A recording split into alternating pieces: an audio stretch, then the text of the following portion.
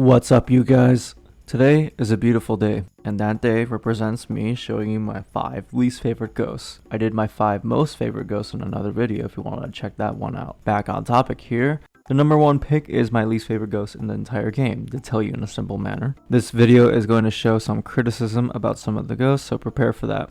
If you are a huge fan of shy ghosts, then you are going to hate me. Enjoy. My 5th pick goes to the Goryo. I was going to put the Yurei here, but I decided not to. Instead, the Goryo gets the nod from me. I'm not a fan of using the video cameras in the van to specifically get dots evidence or having to go to another room in order to do so as well. Only waste my time more and more, really. I would be lucky to get it early as well. The only thing about the Goryo I like, and the reason why this ghost is not a number 3 or 4 pick from me, because while roaming, its distance is much shorter. I'm not a fan of shy ghosts or ghosts that need special features in order for it to do or show something that other ghosts do not require otherwise. Sorry, not sorry. Upcoming 4th pick goes to the Djinn, surprisingly. The Djinn is not much of a unique ghost to me, as there are already enough ghosts out there that have the ability to get fast as they see you. The Djinn will run faster as soon as it sees you, and then it will slow down eventually once it is close enough, making you think it would be a revenant at times. What makes this ghost stand out among others is the ability to drain people's sanity in a 3-meter range while leaving an EMF reading of 2 or 5 at the fuse box, which you probably will not realize that since you are most likely not even going to be near the breaker otherwise. Think about this for a moment. Have you ever realized when a Djinn used their ability and you checked for EMF at the breaker? Everyone I have played so far has never done this. All we have realized was our sanity dropping, and that would be it. 3rd pick goes to the MYLING, the same update that both this ghost and the Goryo were added. I want you to remember that this ghost was added with Willow Street House when there was still one developer working on the game. The MYLING is a ghost where its footsteps are quieter while it is hunting, and its weakness produces paranormal sounds more frequently. This weakness makes almost no sense to me for some reason. Think about the ability that the demon had back then, where it would reduce sanity 20% less from cursed possessions. I never liked the MYLING from day one, and I personally believe that it needs a rework entirely. To make the ghost more interesting, I would say that over time, the ghost grows in size the closer it is to its ghost room, or have a hidden ability where you slow down the closer you get to the room.